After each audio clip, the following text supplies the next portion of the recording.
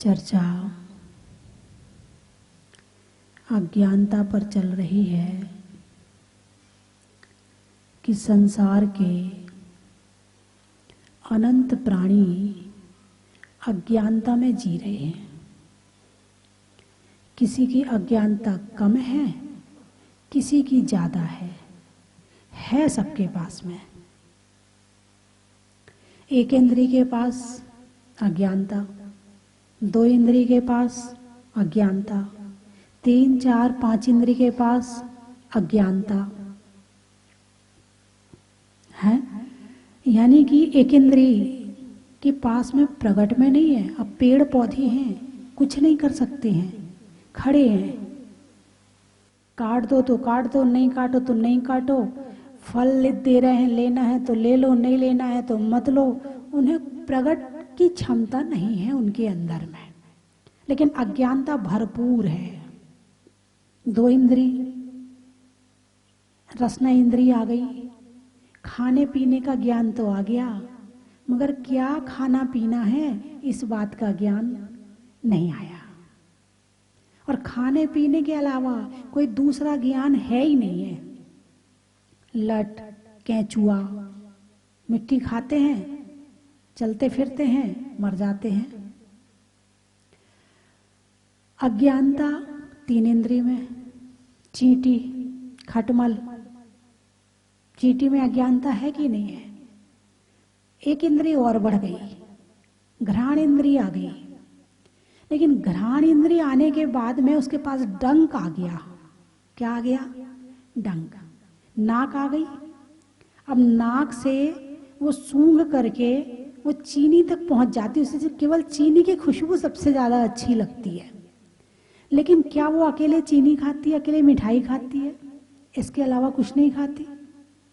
चींटी मांसाहारी है। हाँ, चींटी मांसाहारी है। यशोधर मुनिराज के ऊपर चींटियां चढ़ गई थी। कहानी आपको याद है ना, कि राजा श्रेणिक ने यशोधर मुनिराज के गले में सर्प डाल दिया। मरा हुआ सर्प था। उस मरे हुए सर्प के कारण से चींटियां मुनिराज के ऊपर चढ़ी तो मुनिराज को भी काटा। और जब उन्होंने मुनिराज के शरीर के चमड़ी को काटा तो मांसाहारी हुई ना। सांप में लग जाती है। आपने कभी कभी देखा हो, छोटे छोटे कीड़े मकोड़े मरे हुए पड़े रहते हैं, चींटियां उठा उठा के ले जाती है। तो चींटी मांसाहारी हुई ना। उसको ज्ञान नहीं है क्या खाना, कितना खाना, कब खाना, क्या चीज खाना, क्या चीज नहीं खाना, ज्ञान नहीं है। उस प्रकृति से उसे मांसाहारी पना मिला और वो मांसाहारी बन गई। ऐसे ही 4 इंद्रिय में आओ तो मच्छर, मक्खी, भौरा। मच्छर मांसाहारी है कि शाकाहारी है? मांसाहारी है। अब आपने ये कैसे जाना कि मांसाहारी है? खून पीता है, और किसी और का पिए ना पिए, हमारा तो जरूर पीता है। हाँ, कहीं भी पैदा हो जाते हैं, जहां इनको इनके हिसाब का मौसम मिला पैदा हो गए। ऐसा नहीं कि कहीं पर्टिकुलर एक जगह पैदा होते हों फिर आपस में डिवाइड होके अलग अलग जाते हों, ऐसा नहीं है। जहां इनको इनके अनुकूल वातावरण मिला वहीं पैदा हो जाते हैं, और वहां जो मिला उसको ही काटना शुरू कर देते हैं। अब आपको गुस्सा तो आता होगा ना, जब मच्छर काटते होंगे तो गुस्सा तो आता होगा। अरे बोलिए ना, आता है। लेकिन गुस्सा किस पर आता है आपको? मच्छर पर आता है या शरीर पे आता है? कि मेरे पास शरीर क्यों है? शरीर नहीं होता तो सिद्ध भगवान बन गया होता, और सिद्ध भगवान बन गया होता तो ये मच्छर नहीं काटते। अब काट रहे हैं तो कष्ट भी हो रहा है। मच्छर भी मांसाहारी है। और कभी कभी तो जब जंगल में मुनिराज रहते हैं और अधिक मच्छर हो जाएं तो उपसर्ग के रूप में भी हो जाता है। भिरड़ है। भिरड़ क्या है?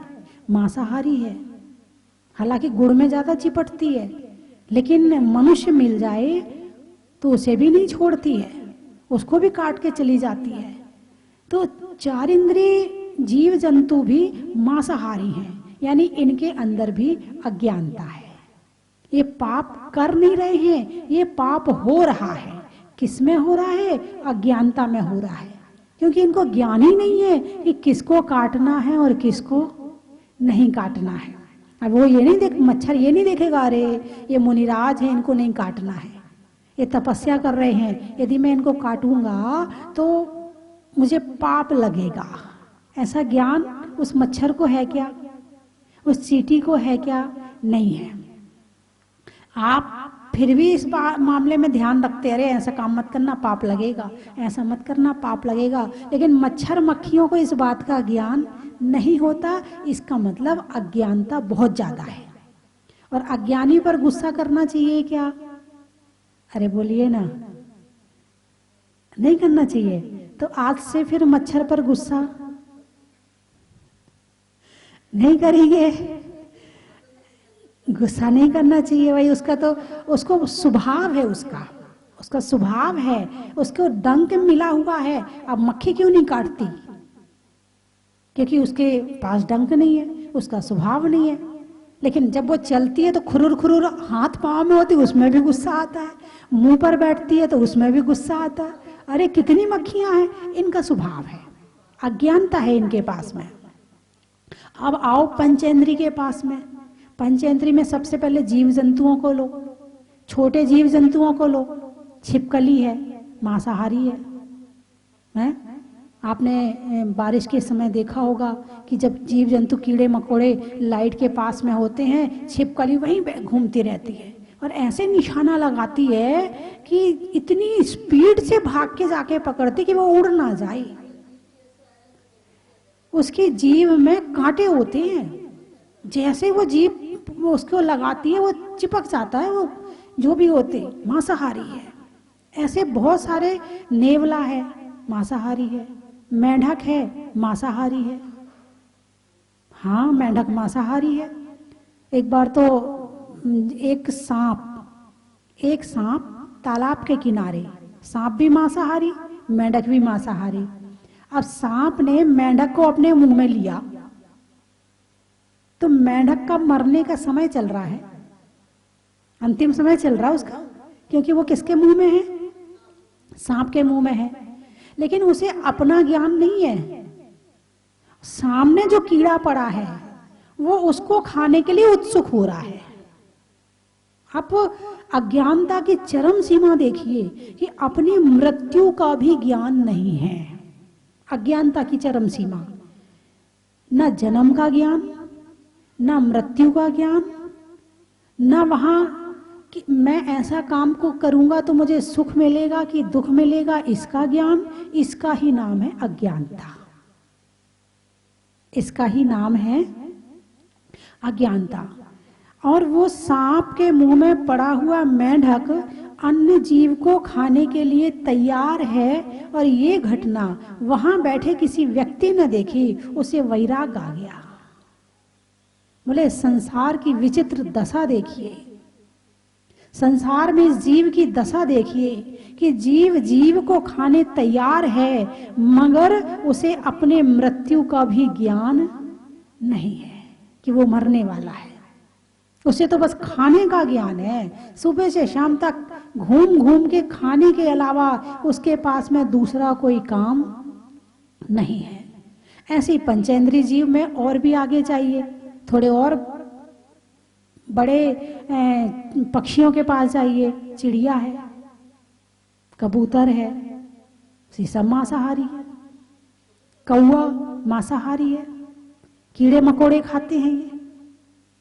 आप जब लाइट में जीव होते हैं रात के समय और सुबह देखो चिड़ियों के और कौवा के झुंड दिखते हैं वहां पर।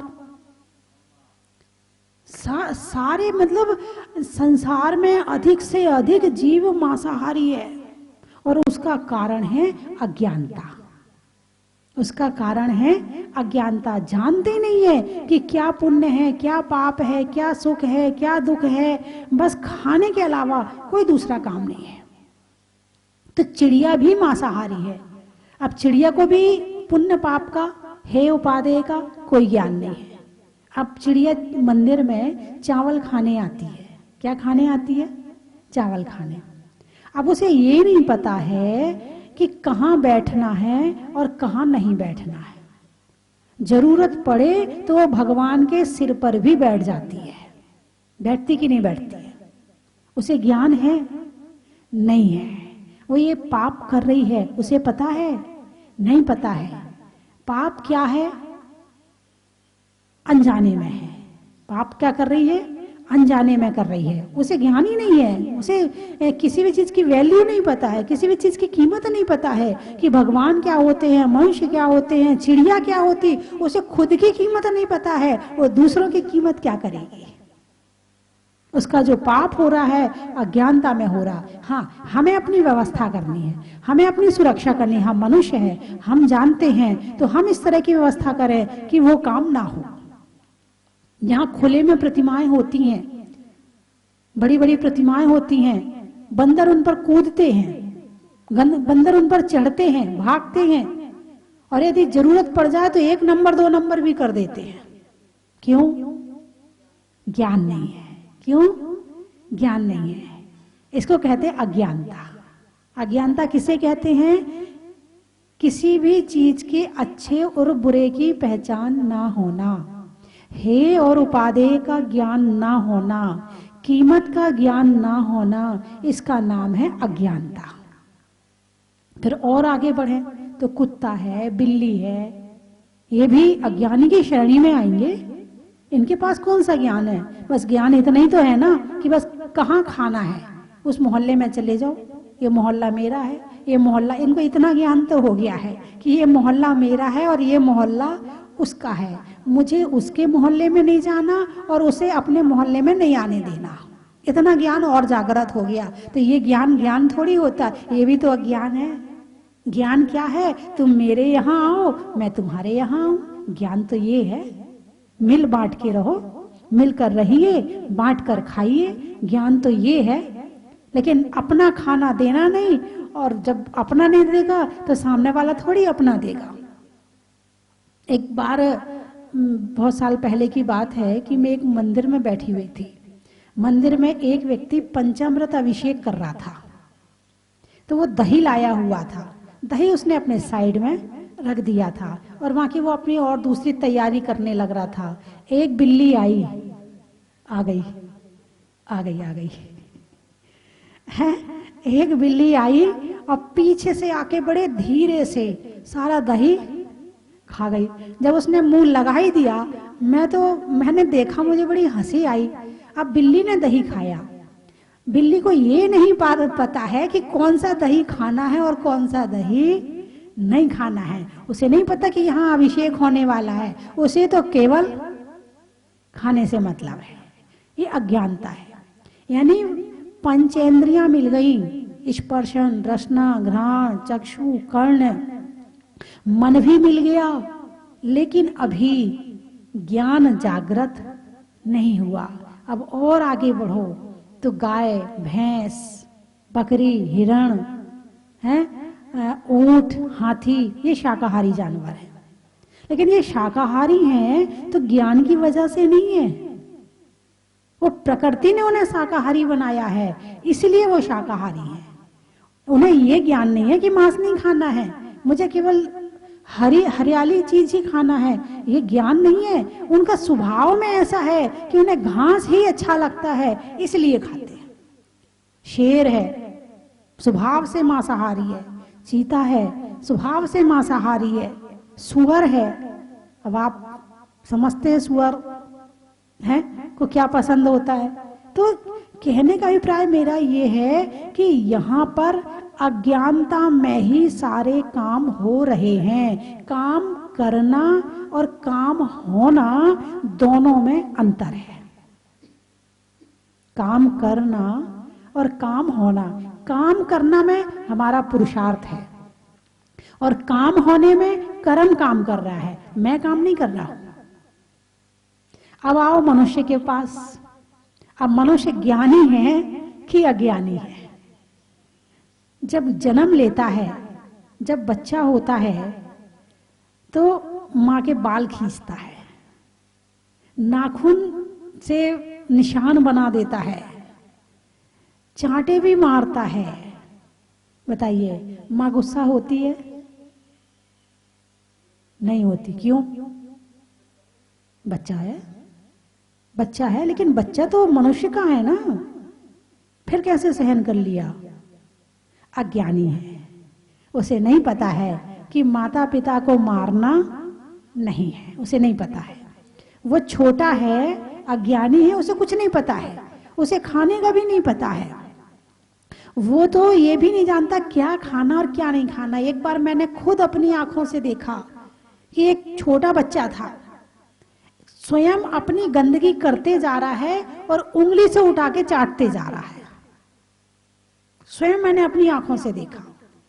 उसे खाना, क्या खाना, कितना खाना, कैसा, ये मनुष्य ना सिखाए ना, तो इस मनुष्य की जिंदगी भी किसी पशु से कम नहीं है। ये तो सिखाया जाता है, हर चीज बताई जाती है, तो ये इतना ज्ञानी हो जाता है। वरना उसे खाने पीने का भी ज्ञान ना हो कि क्या खाना है क्या नहीं खाना है। तो इस तरह से जो मनुष्य का बच्चा है वो अभी अज्ञानी, ब्रेन डेवलप नहीं हुआ है, अभी दिमाग जागृत नहीं हुआ है, अभी छोटा है, अभी बढ़ रहा है। आप उसकी हर गलती क्षमा करते हो। एक माँ है, वो कुछ तल रही है और बच्चा आया, पीछे से बॉल फेंक दी उसने उस कढ़ाई में। उस कढ़ाई में से जो तेल घी जो भी था वो उचटा और माँ की आंख के अंदर चला गया और माँ की आंख, एक आंख खराब हो गई, डेड हो गई। अब माँ बच्चे पे गुस्सा करेगी क्या? बोलिए, नहीं करेगी। क्यों? अभी बच्चा है, समझता नहीं है, अज्ञानी है। अज्ञानी की गलती क्षमा है। क्या कहा? अज्ञानी की गलती क्षमा है। एक और उदाहरण है कि एक कमरे में एक माँ अपने बच्चे को, छोटे से बच्चे को दूध पिला रही है और 2.5-3 साल का लड़का वहां खेल रहा है। ठीक है, अब हर व्यक्ति अपने बच्चे को खेलने के लिए रिवॉल्वर लाके देते, नकली वाली हैं। फिर बच्चा चलाता है तुम्हारे सामने, तुम झूठ मूठ को गिर जाते हो, मैं मर गया। टीवी में भी देखता है कि कैसे चलाई जाती है, उसमें देखता है कि लोग मर जाते हैं, तो वो भी ऐसे करता है। तो ये हिंसात्मक खिलौना बचपन से उसने चलाना सीख लिया। अभी पहले नकली चलाना सीखा है और बाद में असली चलाएगा। तो वो बच्चे ने नकली तो चलाई थी, उसे असली और नकली का ज्ञान नहीं था। क्या कहा? उस बच्चे को असली और नकली खिलौने का ज्ञान नहीं है, नकली की प्रैक्टिस हो चुकी थी।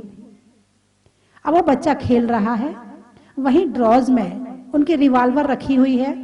माँ कुछ और काम में लगी हुई थी, दिमाग में कुछ और चल रहा होगा, बच्चे पर ध्यान नहीं दे पाई। बच्चे ने वो असली वाली रिवॉल्वर निकाली और माँ को निशाना बनाया, उसमें से गोली निकली।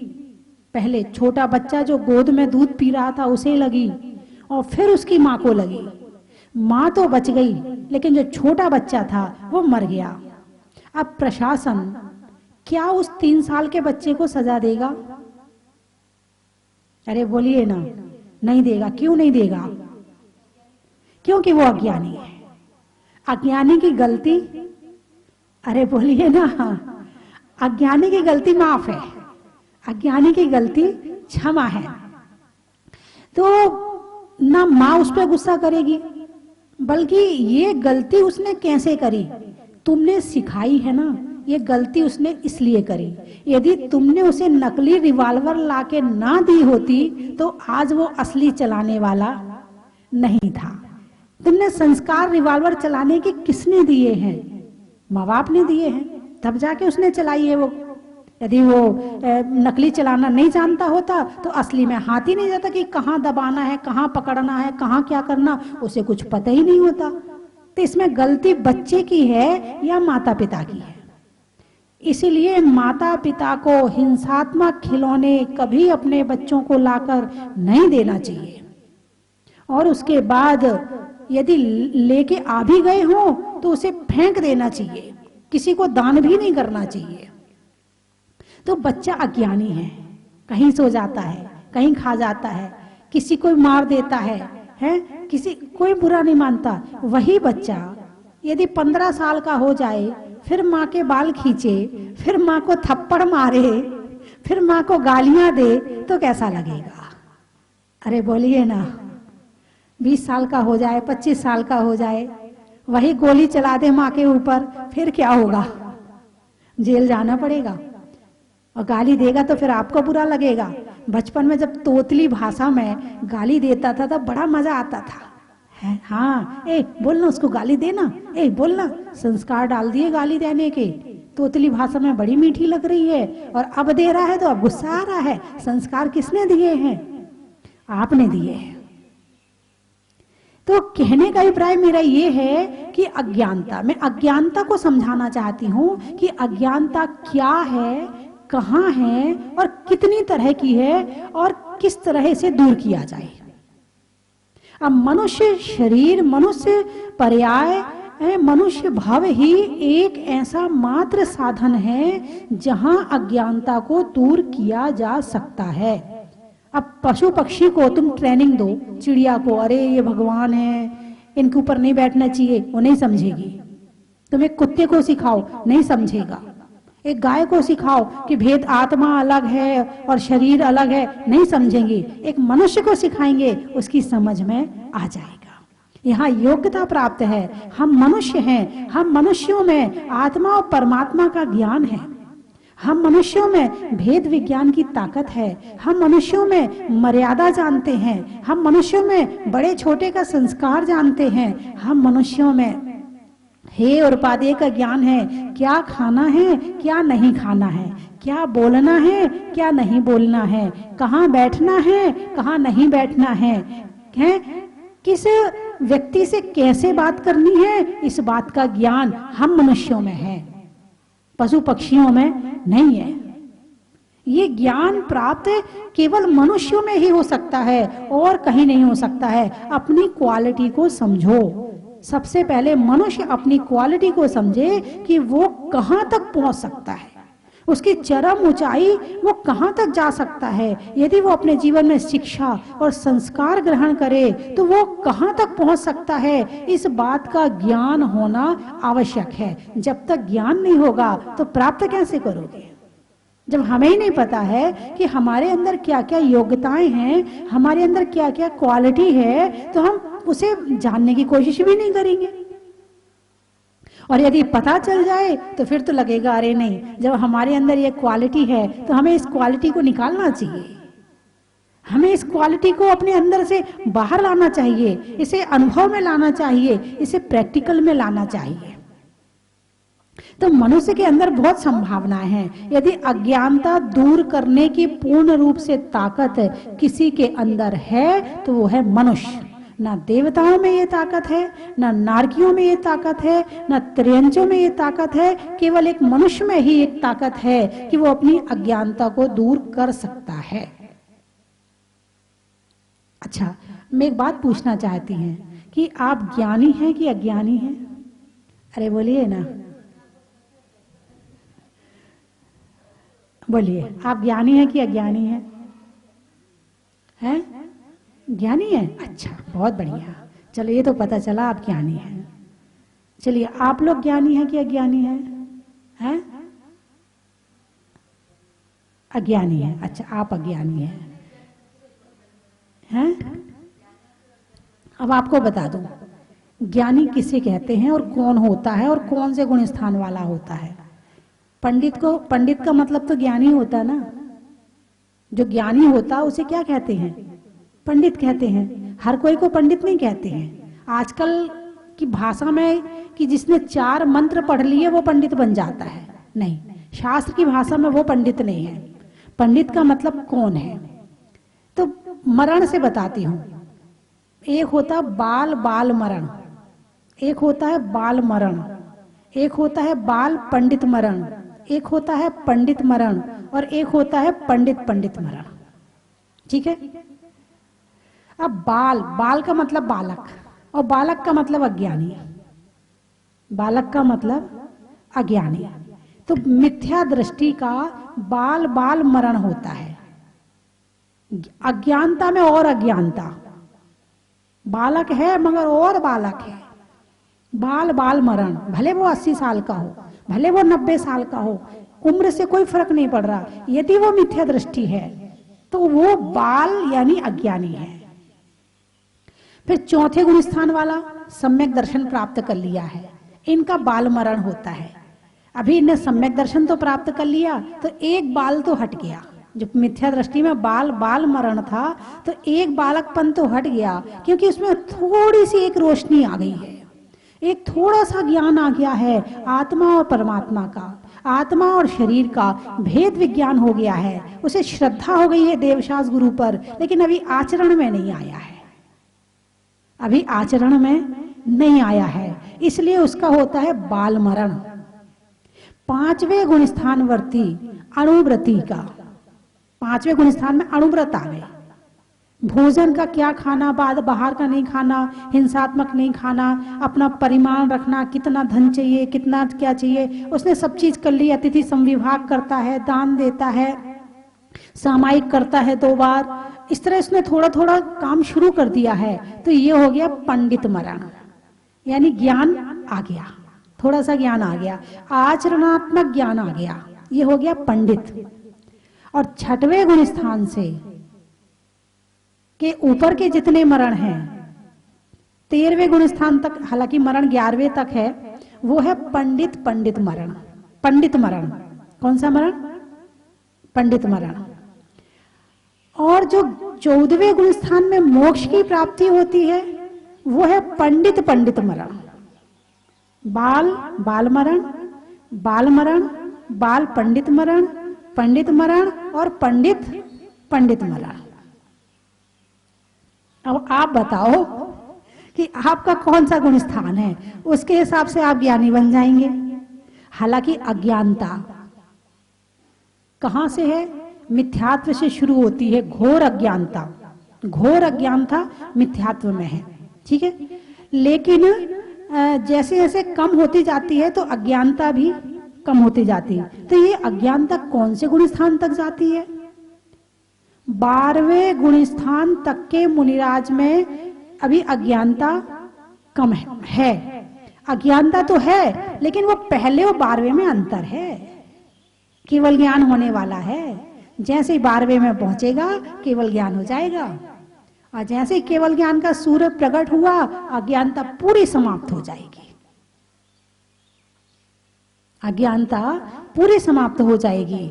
तो अब ज्ञानी, आप ज्ञानी हो कि अज्ञानी? अब आप बताओ आपके कितनी प्रतिमाएं हैं?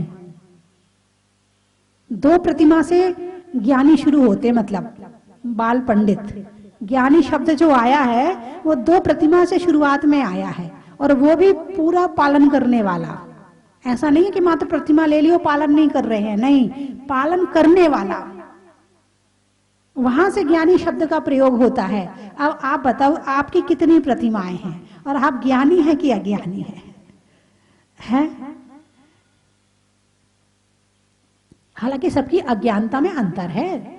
एक इंद्रिय की अपेक्षा 2 इंद्रिय, 2 इंद्रिय की अपेक्षा 3, 3 की अपेक्षा 4, 4 की अपेक्षा 5, संगी असंगी, मनुष्यों में भी। फिर उसके बाद अंतर आ जा, सबकी अज्ञानता में अंतर है, लेकिन अज्ञानता तो अभी है। अब अज्ञानता क्या है? मैंने कल भी बताया था कि अज्ञानता क्या है। अज्ञानता है, कहां से आती है? अज्ञानता आती है पर को अपना मानने से। अब मान लो ये पेन है, अब हमने कहा ये पेन मेरा है। अब ये पेन मेरा हो सकता है क्या? बोलिए, ये पेन मेरा हो सकता है क्या?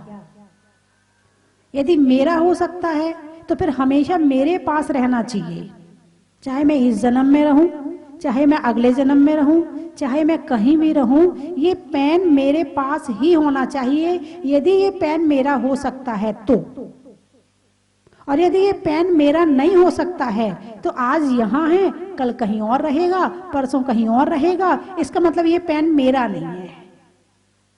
ये पेन को मैंने अपना माना है मगर है नहीं है मेरा। तो जहां पर मेरा नहीं है और मेरा मानना हो जाता है उसका नाम है अज्ञानता। झूठ कैसे कहते हैं? मिथ्यात्व का मतलब होता है, मिथ्या का मतलब होता है झूठ, मिथ्या का मतलब होता है झूठ। अब ये पेन मेरा है, ये झूठ है कि सच है? निश्चय नहीं से बताओ। व्यवहार में से तो हो सकता है कि निश्चय नहीं भी जरूरी है, बिना निश्चय नहीं के प्राप्त किए सच्चा ज्ञान नहीं होने वाला है। अब ये बताओ, ये पेन मेरा है क्या? थोड़ा सा ज्ञान लगाओ, बुद्धि लगाओ थोड़ी सी। व्यवहार में से तो जो कह रहा है भाई ठीक है, मालकियत है तो यूज करने के लिए मिला है, लेकिन अंदर में श्रद्धा क्या होनी चाहिए? ये पेन मेरा नहीं है। और यदि मैंने अंदर से मान लिया कि ये पेन मेरा है, बस यहां से ये अज्ञानता आ गई।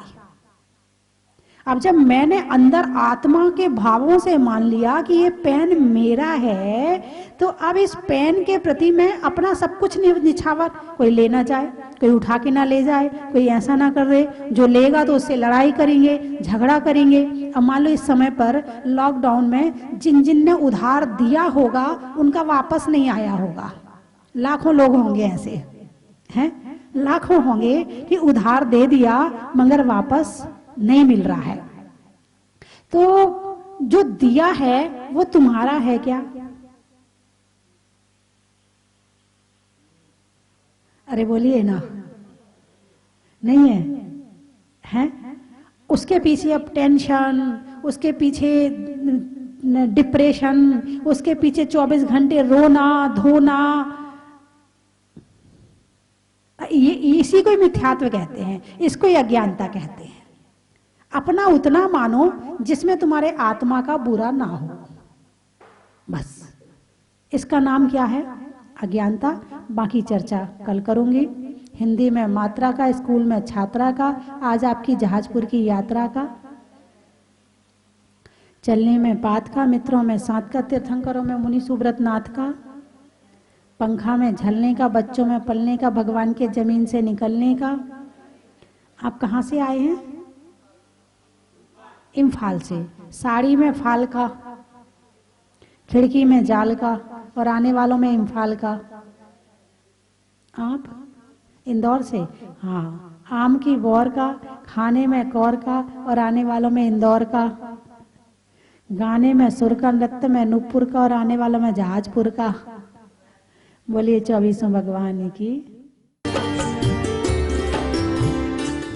स्वस्ति धाम जहाजपुर में विराजमान भूगर्भ से प्रकटित 1008 श्री मुनीश्वरनाथ भगवान की कृपा और पूज्य गणनी आर्य का स्वस्ति भूषण माता जी का मंगल में आशीर्वाद आप सब पर हमेशा बना रहे। आप स्वस्थ रहें और धर्म के मार्ग पर हमेशा आगे बढ़ते रहें। बंधुओं, पूज्य गुरु माँ की मंगल में प्रेरणा से स्वस्ति धाम में 40 दिन महाअनुष्ठान चल रहा है।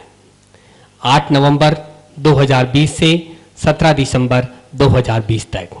उस दिन आपके नाम से शांति धारा, मुनीश्वर विधान और मुनीश्वरनाथ भगवान के समक्ष 40 बार चालीसा का पाठ होगा। अपने घर में सुख, शांति और समृद्धि के लिए, शनि ग्रह बाधा को दूर करने के लिए, रोग शोग आदि व्याधि को दूर करने के लिए आप एक दिन के चालीसा, विधान और शांति धारा के पुण्यार्जक बन सकते हैं, जिसकी न्योछावर राशि मात्र 5100 रुपये है। बंधुओं, इस कोरोना महामारी के भीषण काल में पूज्य माता जी ने हम सबको यह अवसर प्रदान किया है कि आप अपने घर में रह करके अपने उत्तम स्वास्थ्य के लिए, रोग शोग आदि व्याधि को दूर करने के लिए इस स्वस्ति धाम जहाजपुर में विराजमान मुनीश्वरनाथ भगवान के मस्तक पर अभिषेक करवाएं, शांति धारा और चालीसा करवाएं। तो आप अपना नाम यहाँ पर दे सकते हैं।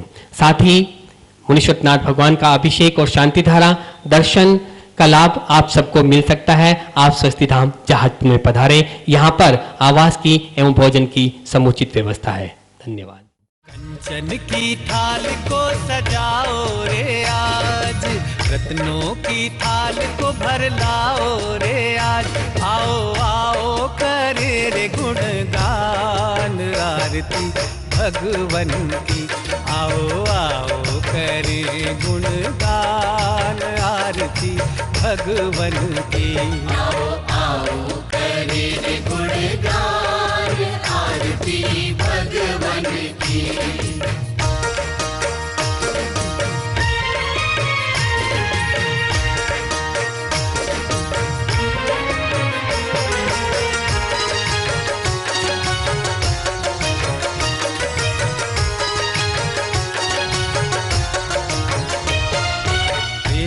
सुमित्र के राज दुलारे, माँ पद्मा जी के नैनों के तारे। पिता सुमित्र के राज दुलारे, माँ पद्मा जी के नैनों के तारे।